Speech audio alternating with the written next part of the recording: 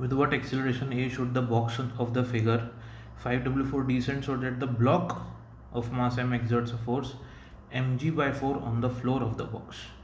तो ये क्वेश्चन बोल रहा है कि ये जो ब्लॉक है ना, ये इस बॉक्स के फ्लोर पे नीचे की तरफ mg/4 फोर्स लगाए तो इस बॉक्स का एक्सेलरेशन कितना होना चाहिए। क्योंकि ये जो ब्लॉक है इस बॉक्स के फ्लोर पे नीचे की तरफ mg/4 फोर्स लगाएगा, तो इसका मतलब जो ये फ्लोर है ये इस पे इक्वल और अपोजिट कांटेक्ट फोर्स लगाएगा, तो वही इस ब्लॉक का नॉर्मल रिएक्शन हो जाएगा।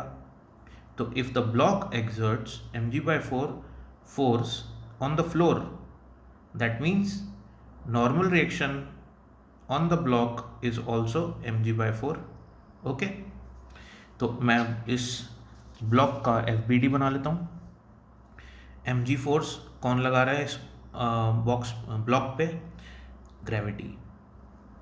अब इसी ब्लॉक, जो ये कैपिटल M का ब्लॉक है, इसी ब्लॉक पे ऊपर की तरफ नॉर्मल रिएक्शन लगेगी जो होगी mg/4। ये मैंने आपको पहले ही बता दिया, क्योंकि ये ब्लॉक भी इस बॉक्स पे mg/4 का नीचे की तरफ फोर्स लगा रहा है, तो ये बॉक्स भी इस ब्लॉक पे ऊपर की तरफ mg/4 लगाएगा।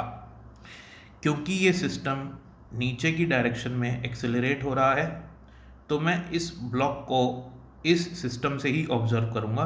तो ये FBD जो है ये एक्चुअली में from non inertial frame of reference से बनी हुई है, ठीक है ना।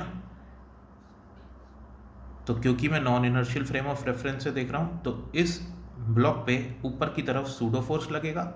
सूडो फोर्स कितना लगेगा? मास इसी ब्लॉक का, एक्सेलरेशन इस सिस्टम का, तो ये हो गया MA ऊपर की तरफ सूडो फोर्स। तो मेरे पास नेट फोर्स आ गए हैं। अब मैं इसको इक्वेट कर लेता हूँ। तो ऊपर की तरफ फोर्सेस हैं mg/4 और प्लस MA, और नीचे की तरफ फोर्सेस हैं सिर्फ mg। तो मैं इसको सॉल्व कर लेता हूँ। इक्वेशन को सॉल्व करने पे आएगा MA is equals to 3/4 mg। Solve करने पे एक्सेलरेशन आएगा 3g/4। Thank you.